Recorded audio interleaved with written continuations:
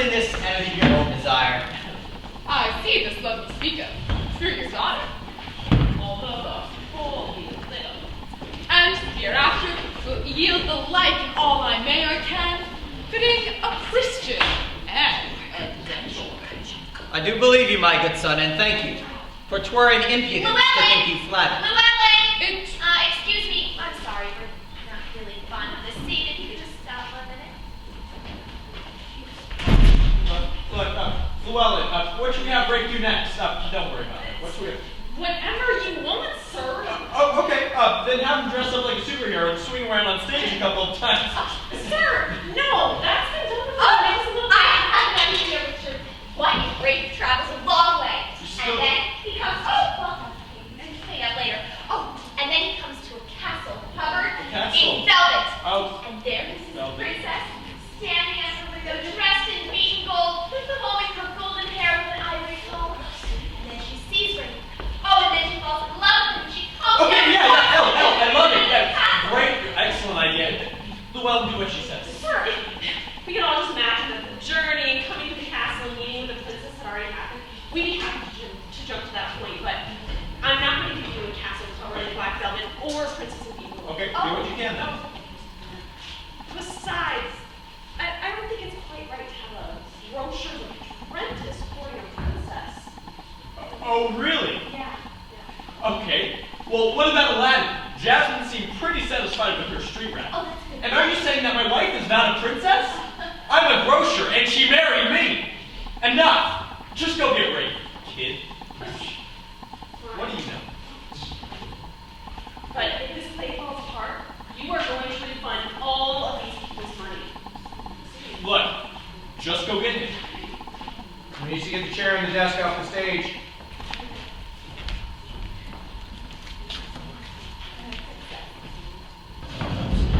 Richard, this should be good.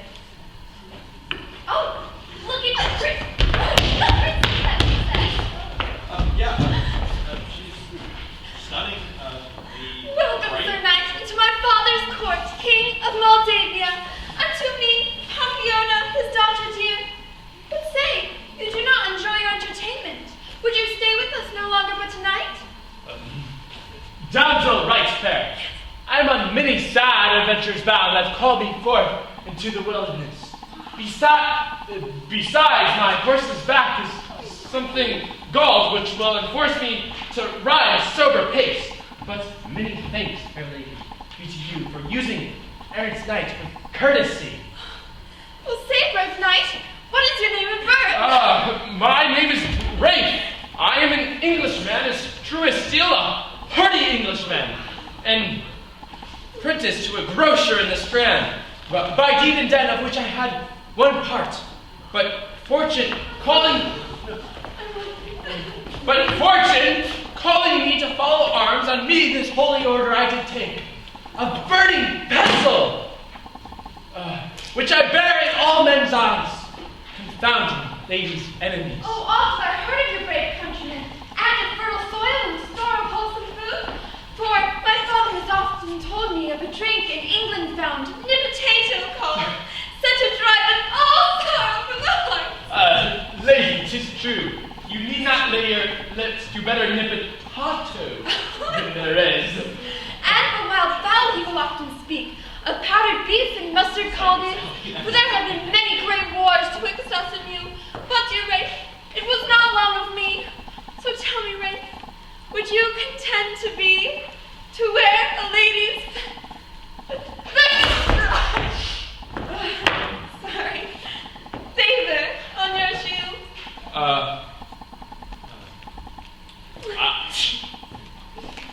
I'm a knight of religious order, and I will not wear a favor of a ladies that trust in Antichrist and false traditions. Yeah, now that's my boy, Rafe. I'm not wearing any of these clothes. I never doubted you for a bit.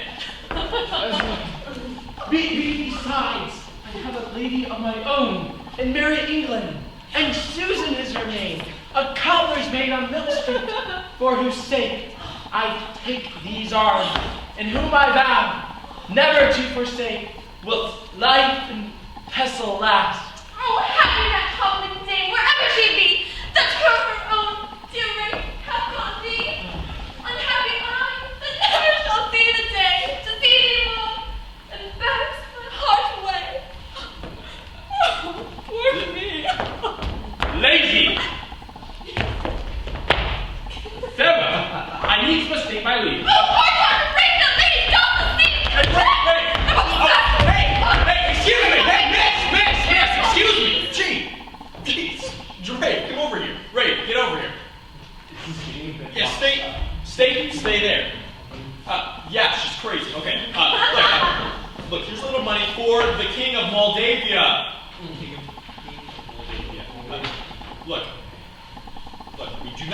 want a repeat of the bell. We do not want a repeat, okay? Okay, got it? Hey, take a breath. Okay. Lady, before I go, I must remember your father's officers who truth to tell have been about me very diligently. Hold up thy hand, thou princely maid. There's 12 pence for your father's chamberlain, and a shilling for the cook, for by my troth the goose was roasted well. And 12 pence to your father's horsekeeper for anointing my horse's back, and for his butcher, there's another shilling. To the maid that wiped my hose, there's an English groat, and 2 pence to the boy that wiped my boots.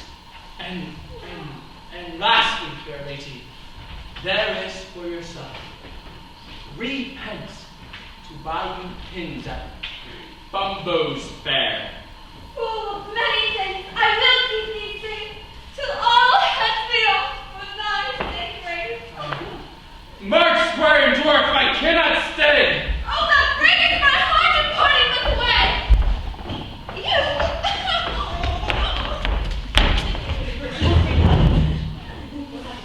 Wow, That was not what I expected. She yeah. didn't even have golden hair or beaten gold press. Yeah, very rambunctious and lively. Yeah. Great idea, huh? Maybe we should slip some Venturewell. Now, my good son Humphrey, you may both rest in this and reap your own desire. I would you would in faith, because I mean against my appointed wedding day to visit all my friends in new array. Sir, there's a gentlewoman without would speak with your worship. What is she? Sir, I asked her not. Bid her come in.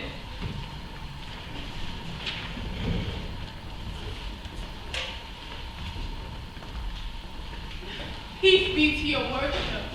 I come as a poor student in behalf of this child. Are you not wife to Mary, Thought? Yes, truly. But I have never seen his eyes. He has undone me, himself, and his children. He stays at home and sings and hoops and drinks among his drunken companions. But to find a penny to put bread in his mouth, he knows not. But if it's like your worship, I would entreat your letter to Belle of Walton, so I can place him on the protection of his pastor, to have some course and settled life. I'm glad the heavens have heard my prayers. Thy husband, when I was ripe in sorrows, laughed at me. Thy son, like an unthankful wretch, I having redeemed him from his fall and made him mine, first stole away my daughter, and then rubbed this gentleman. And last of all, had given me that grief, had almost brought me down unto my grave, had not a stronger hand relieved my sorrows. Go and weep as I did and be of pity, for I here profess an everlasting hate